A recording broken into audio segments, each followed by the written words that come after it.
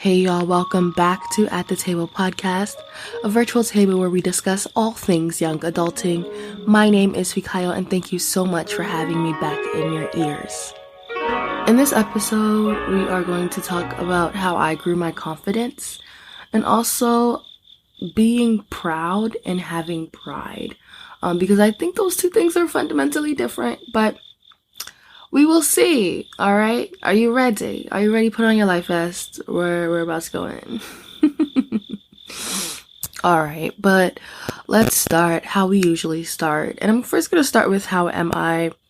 You guys, I feel disgusting right now. I am in the beginning stages of a cold. And you know how like those first 2 nights, like you can't sleep, you're tossing and turning. Yeah, that was me last night. It was horrible. And my throat hurts so bad. And I'm just like very lethargic. So I feel like, I feel ill-y.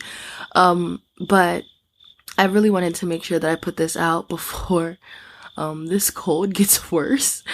So here we are. I hate having a cold. It's like one of the biggest inconveniences ever. I don't have time for a cold. I don't have time to nurse myself down from a cold. I don't have time for all of this. So it's really annoying me. And guess what? I read a study or I listened to a journal yesterday and it was talking about how amphetamine or something, it doesn't even work. Like, they gave people, I don't even understand.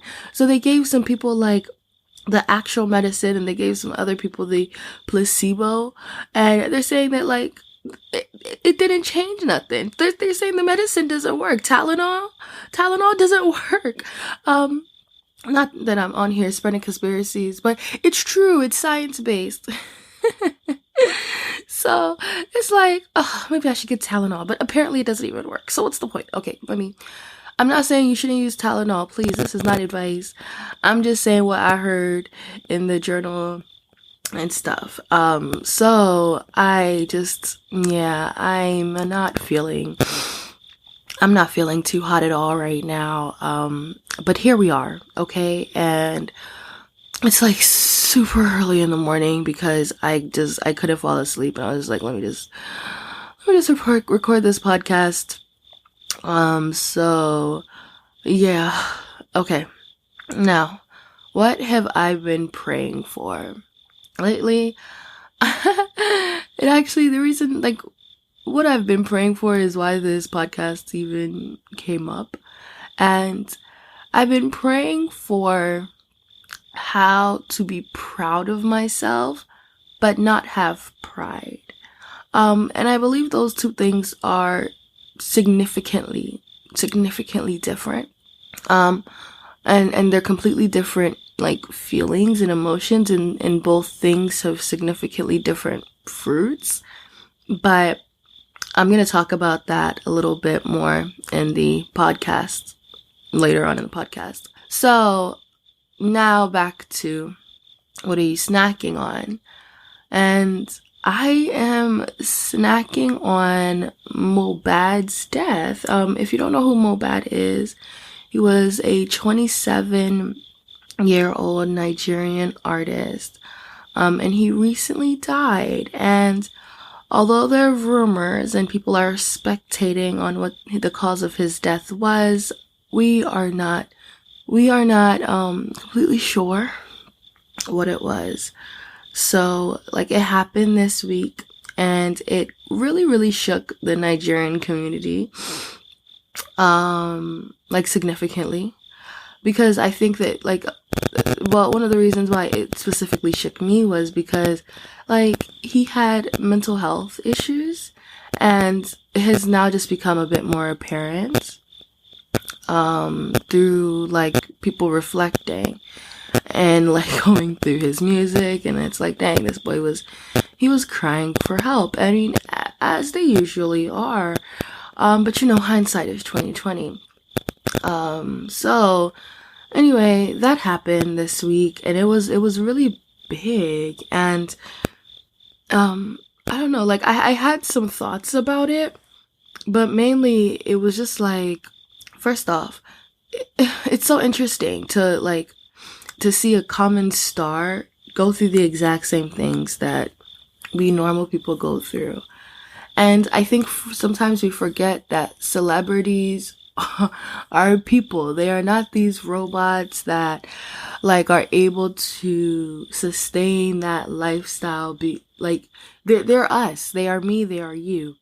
I wrote in my journal. I was like, well, people are asking like, why are you posting him if you never posted him in your life or while he was alive? And I was like, well, in the sea of thousands of musicians, we couldn't see him.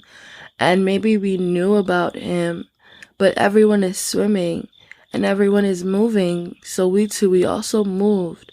So when he stopped swimming, like literally, in which all of us one day will, when he stopped swimming, we all looked and then we saw him, which is really sad, which is really, really sad that people are not seen until something unfortunate happens, but it is the truth of the matter. And especially since he was so young, like we are going through life in stages.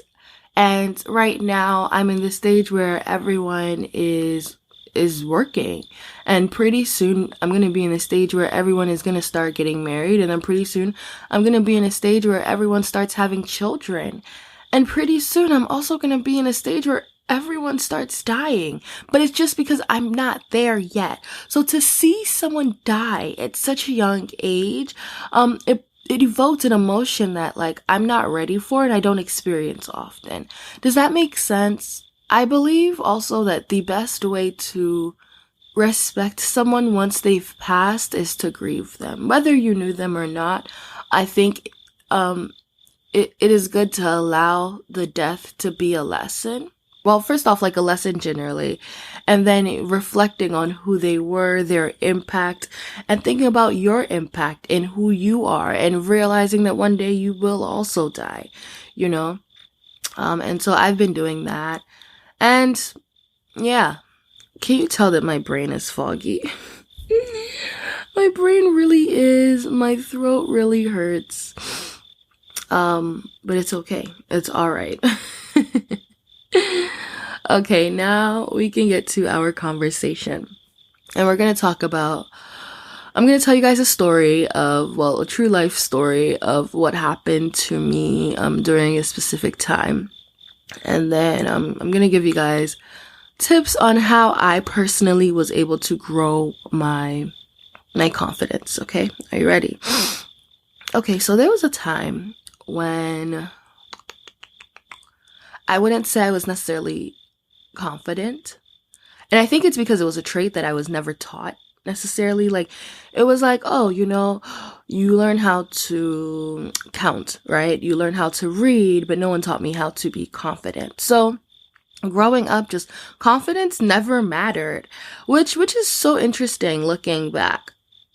But it's true. I think it's one of those things that people figure that you catch along the way, but I I definitely didn't catch it. So I was insecure. And is insecure even the word? Let me think. I just wasn't confident. Like, if I got in a room, I would try as much as possible to hide, or I would try as much as possible not to be seen. And this was something I was thinking about during the week as well. And I think it even goes back to my Christian whatevers, because the pastors and people would tell you that you should be timid, you know, that you should be reserved, that you are a woman. And they made it seem like, oh, so in order to be a woman, you should hide. Like, when you walk into a room, no one should notice that you walked into the room. When you have an opinion, no, don't voice that opinion because you're a woman. Like, what do you know? So I think I grew up with that kind of mentality. So for a very long time, I thought that for me to be a good young lady, I just shouldn't make myself seen, which was horrible. Like, I don't know who told me that? I resent who told me that. I think that's horrible advice. It's complete rubbish, but it really is a mindset that I found myself in. And it's a mindset that you probably relate to as well. But yeah, so then I unfortunately found myself in this organized religion, right? Where religiosity it was kind of insane. And I found myself like they would give us all of these rules of what we could and couldn't do. And during that duration of that religious experience, like uber religious, like I'm talking about extremely religious experience, I lost every single form of confidence I had, because the doctrine was you are in your flesh, you are a sinner, you can't trust your flesh, you can't trust yourself, you are absolutely positively a sinner. Now I want you to imagine a world where you don't even trust yourself. That was horrible. So it was constantly like me in a shell of me, because at that point I had completely disconnected like who I was fundamentally from what my achievements were or what I could even do or expect myself to do. Like I was just a soul living inside of a shell of a body who was scared of that shell she was living in, which is kind of insane thinking back. But I was. So, that experience was horrible. That experience was horrible. And you know, like in religion, right? We often say, don't be proud. Don't be proud. It's not good. Be humble. Be humble. And I think like sometimes we would take it to the extreme, like to the point where if you do something good, you're not appreciated for that good that you have done. If you do something hard, you are not appreciated for that hard thing that you have done. And yeah, of course, it is inherently God, right? Like, okay, yeah, like it's God who did it, but actually, like, let's be for real. It was you that did it. It wasn't God that like did the classes for that degree. No, it was you. Now, you can say, yeah, of course, God made the resources possible. God made the path easier, in his divine wisdom, spiritually, he was able to aid in making sure the things that you needed were there, and you had the strength and you had the grit to be able to move forward. But inherently, it was you. It was you. And that's the thing with religion as well. Like, it changes the way you think subconsciously, so much so that you don't even realize that it's you that's doing what is happening, because your morals align so much with what you believe already. So, anyway, so, like, this is where that topic of being proud of yourself and having pride comes up. Because I think you should absolutely be proud of yourself. Like 100%. You should do stuff and you should be like, yeah, I freaking kicked ass. Now when you start to use those accomplishments that you have and you use them to then like try to intentionally hurt people, that's when it's wrong. Or you try to intentionally show off that you're better than other people, that is when it's wrong. But no. Do things that make you proud of yourself. Like, do things that make you feel accomplished. Like, there is nothing wrong with that. And that is what I had wrong for so long. I thought, no, like, I shouldn't do things that make me proud of myself. I shouldn't do things that, like, make me feel accomplished. It doesn't matter. And do you know what happened to me when I let myself sit in that state of mind? I had no ambition. I had no goals. And oh my gosh, more importantly, I couldn't even trust myself. Can you imagine the hell I lived in? I could not. And because of that as well, I wasn't teaching myself skills to be an an actual person fundamentally. I wasn't teaching myself skills like consistency or discipline, or persistence that will eventually get me to wherever I'm trying to get to. I had just completely given up because I believed that I wasn't even worth doing what I wanted to do. Or, first off, I didn't even have anything I wanted to do. I just wanted to be in my room all day and read my Bible. Like, it was so detrimental to me. I can't even begin, like, and that is why I'm actually even having this experience is the reason why I have this podcast. And this experience is why I'm even having this talk.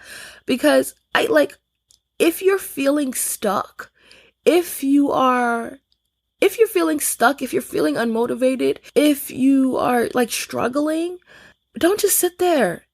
Move. Get up and move. Do something. Get in a class. Give yourself a goal. Get a job. Like, move forward. I'm telling you. It helps. It helps significantly because what it does is it puts you in a different state of mind. It puts you in a forward moving position as opposed to like being still or not doing anything. Don't allow yourself to ever do that. It was so unfortunate when I was in that like religious group, what had happened to me.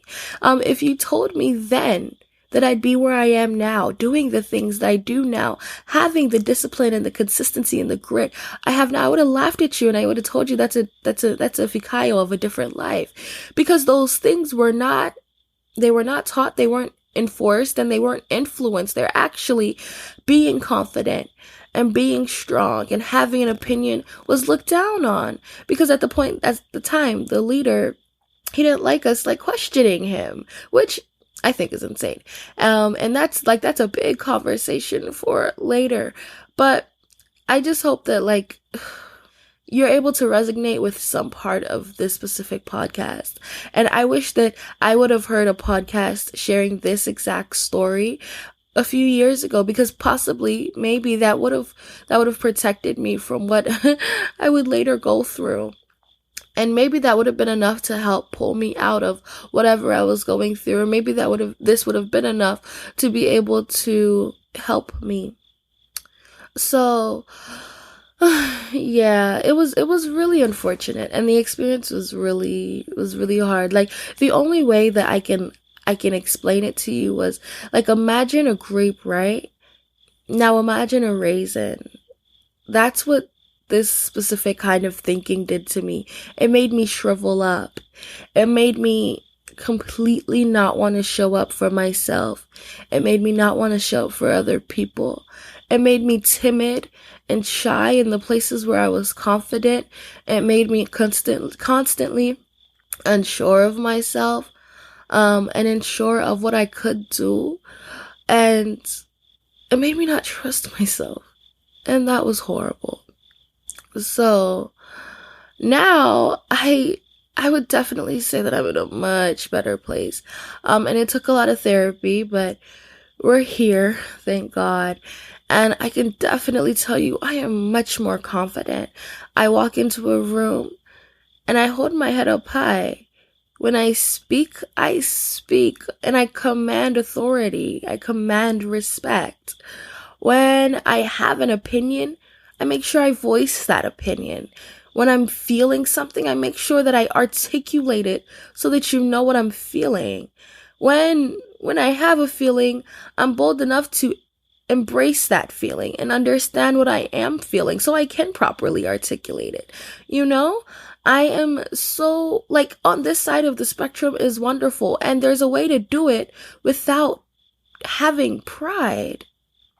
I remember the reason why this conversation even really started like stewing in my brain is because I was in church one day and my pastor was talking about that, like, pride and arrogance. And then it took me like, I went into like, you know, an introspective whatever. And I was like, damn, am I prideful? Like, am I arrogant? And I remember like the Holy Spirit, right? Telling me, no, baby, you're proud of yourself. And there's nothing wrong with that. And use it for good. Don't use it for bad. Like, use your accomplishments and what you're doing for good. Don't use it for bad. When you start using it for bad, that's when it it is a bad thing. That's when you shouldn't like teeth those lines. But when you use like your accomplishments and try to help other people and try to motivate other people and try to encourage other people, I think that is what we're supposed to do. Like, you are supposed to show people that you're light, and you're supposed to show people that there is a way to maneuver things and to get things done and become highly successful. And you show them as well. You know, I think that having pride is not the same as being proud. And I think that you should be proud of yourself, but you shouldn't inherently be a proud person. You know, it's one of those things. But yeah, and out of the abundance of that as well, like me wanting to help people and being proud of myself, I was able to do this podcast where I try to help people feel a little bit less lonely, where I try to help people and tell them the tools and tricks that I'm learning, and I try to be a positive light so we can all grow together. It reminds me of that No Child Left Behind Michelle Obama thing, but that's besides the point. Anyway, yeah, I'm not sure if all of my thoughts came out concisely. Is that the right word? I don't know. But let me go through my 5. Ooh, I know that's going to sound really bad. Let me go through my 5 tips and tricks for consistency. Okay. Number 1 is self-acceptance. Self-acceptance is important because you need to embrace who you are, and recognizing your inherent worth. There are things that you bring to the table that only you have that can bring that to the table. There are things that you do that only you do a certain way. Your personality is something that only you have. You have positives that only you have. I think you need to find those positives and use them. You need to find those good things, those things that make you unique and special, and use them, and ultimately just embrace who you are. Embrace the good things. Understand the bad things and work on them. I remember when I was doing this healing journey, that really, really helped me get into my head and know how to tackle myself, right? So, like, for example, I thought I was lazy, but like, I took that on, right? And I was like, okay, I might be a little lazy.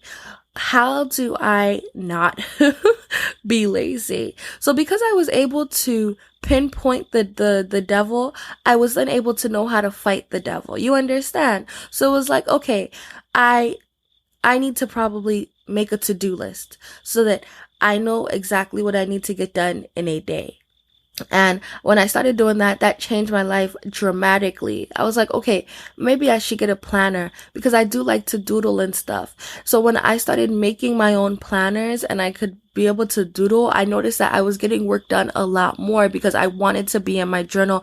I wanted my journal to be open all the time. So you understand, like, when I was able to pinpoint the devil, I knew exactly how to fight him. So I think that's how you have to attack everything, including your self-worth and everything that you are going through. Another thing that I've recently trying to implement in my life is positive self-talk. Talk to yourself like someone you love. Brene Brown said that, and I'm in love with that quote. Replace self-doubt with encouragement and listen to your inner dialogue. Do you know what? I started this because I read one of my journals and from a few years ago, and it was the saddest thing I ever read in my life. Like, if someone was talking to my daughter the way I spoke about myself, we would fight because it was just so bad. And I think from reading that not too long ago, I was like, I'm never, ever talking to myself ever like this again. I will never do it. So now I riddle my life with positive self-talk. Because what happens is your subconscious takes in whatever you're saying to yourself, and then it begins to affirm those things as well. So you have to make sure that you are affirming good things into your life and affirming good things into your thoughts and good things into your brain, because whether we like it or not, especially as Christians, right, they do manifest. And unfortunately, it's this whole new age theology or whatever, and they've taken that word manifestation and they've taken it over the bridge, but they do come into fruition. The mind is so strong. From the mind, you can wield a lazy person into a productive person, but you can also yield a productive person into a lazy person, just depending on how you speak to yourself. Speaking to yourself, the way you speak to yourself is so important. Like Brene Brown said, speak to yourself like someone you love. And when I started doing that, no one could tell me nothing. You are beautiful, Fikayo. With or without the makeup, you are beautiful. And I carry myself as that. No one can tell me nothing. You are smart, Fikayo. And I carry myself as that because these are the expectations that my brain has already deemed that I can already meet. So when I go out into the world, these are traits that I already inherently have. So I show them. I am confident. I hold my head up high when I walk into a room. I look the CEO of an organization in the eye while I shake his hand. You know? Yeah. So I think that's really important. Number 3 is preparation. I find that confidence comes from knowing that you've put effort in something to prepare thoroughly. And I'm talking about prepare in everything. Like prepare in your day of life. Prepare in a performance that you have to do at church. Prepare in your organization. Prepare for your future. Prepare for everything. When you prepare for something properly, you are going to be confident about it. Right now, if you ask me what I'm mainly preparing for, I'm mainly preparing for my future. I have this dream. I have several dreams, actually. And in order for me to get to where I need to be, I need to start exhibiting those characteristics. So now is when I'm prepping myself for those times. I am journaling a lot. I am planning my day out. I am scheduling meetings. I'm using my calendar because I know one day this is going to be done at a much larger scale. So I'm preparing myself for the life that I want now so that when it's time, it doesn't take me off guard or I'm not prepared for it. That's one way that I believe preparation, but I've noticed that whenever you prepare for something, it is always done 15 times better. When you practice that song over and over in choir, you know it from head to toe. So when you get on the stage, you don't have anything to be worried about because you know that you know this thing. When you prepare for that meeting, you know that you know this thing. You know that you know these people. You know that you know the talking points. You know that you know what you need to say. So you're not afraid. You're not coming there like trembling, but you're coming there with your head up high because you know that you've got this.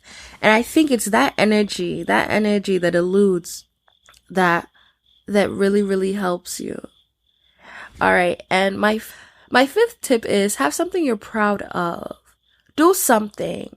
Move something, take something, go somewhere, but invest in yourself and have something that you are proud of, that you can beat yourself in your chest to say, yeah, that was me. I know that when I was the most insecure and when I was the most unconfident was when I didn't have anything to show.